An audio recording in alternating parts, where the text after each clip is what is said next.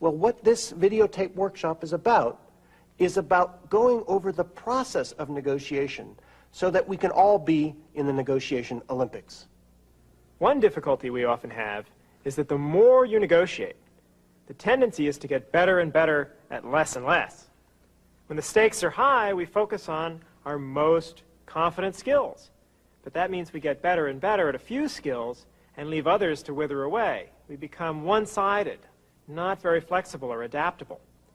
Each of us has room to broaden our repertoire of negotiating skills.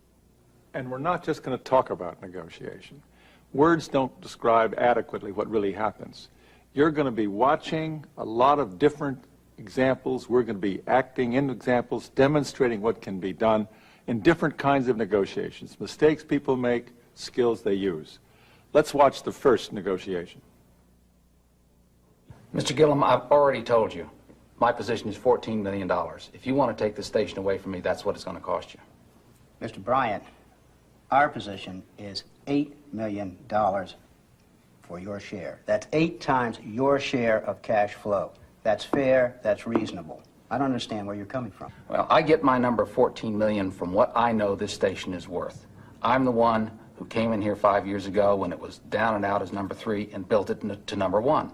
I know this station, and I know what it's worth, and $14 million is my share of what it's worth. That's what it's going to take. Your partners have given me 2/3, an option on 2/3 for $16 million. Why is 1/3 worth $14 million? My partners have not been around here nearly as much as I have. I'm the one who made this station. I really don't care what kind of deal they cut with you. My position is $14 million because that's what I know this station to be worth. If you want to take it away from me, that's what it's going to cost.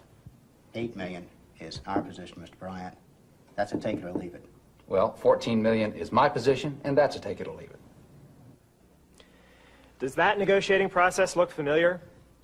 Adversarial, deadlocked, telling each other, not listening very well, not trying to understand where the other side is coming from, not treating the people with a whole lot of respect.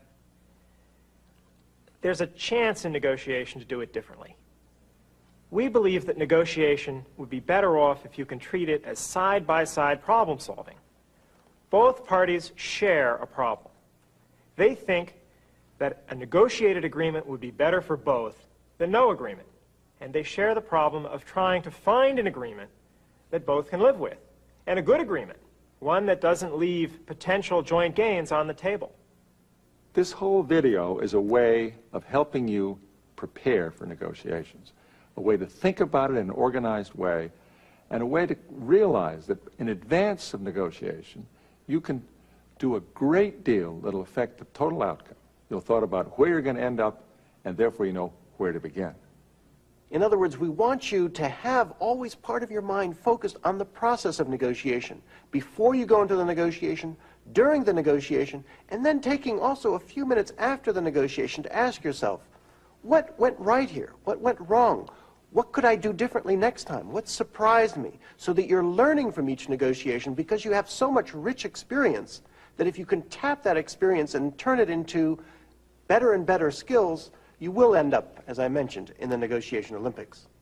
A point we're going to make throughout this workshop, this video, is to give you a big structure, the basic building blocks of negotiation, what they are. Interests, what do you really care about? What do they care about? Options, what are some possible agreements we could have? Let's get the range of what we could agree upon. Standards, how can I persuade them they're being fairly treated? How can they persuade me? How can I persuade myself that I'm being fairly treated and not being ripped off? People.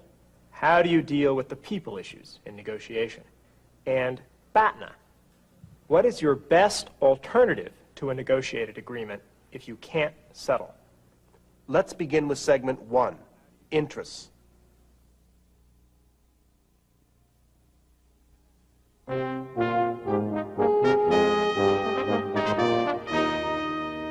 Segment 1, interests.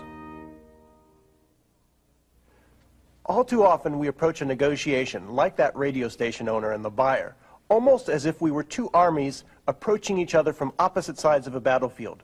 We dig into our positions, $14 million, $8 million, we build trenches, fortifications, no one's going to move, each side knowing full well that we're going to have to somehow dig ourselves out of our positions if we're going to get anywhere near the middle. And so what we do is we dig ourselves out, and we move about 10 feet, and then we dig ourselves in again. I've often wondered why people go through that exercise when the purpose of negotiation is not so much to meet your position, it's to satisfy your underlying interests. And that's perhaps the key distinction in negotiation, is the distinction between what your position is and what your interests are. Your position are the things that you say you want, the concrete things you demand, terms and conditions, dollars and cents, $14 million, $8 million. Your interests are the underlying motivations, the intangible motivations that lead you to take those positions. Your underlying needs, your desires, your concerns, your fears, your aspirations. Those are your interests. In any negotiation, you want to understand your interests. Just as important as understanding your interests is understanding the other side's. Think about it for a moment. What is negotiation? Negotiation is an exercise in influence. You're trying to change someone else's mind. Now, if you're trying to change someone else's mind, the first thing you need to know is where their mind is right now. You need to be able to put yourself in their shoes. That is perhaps the single most important skill in negotiation.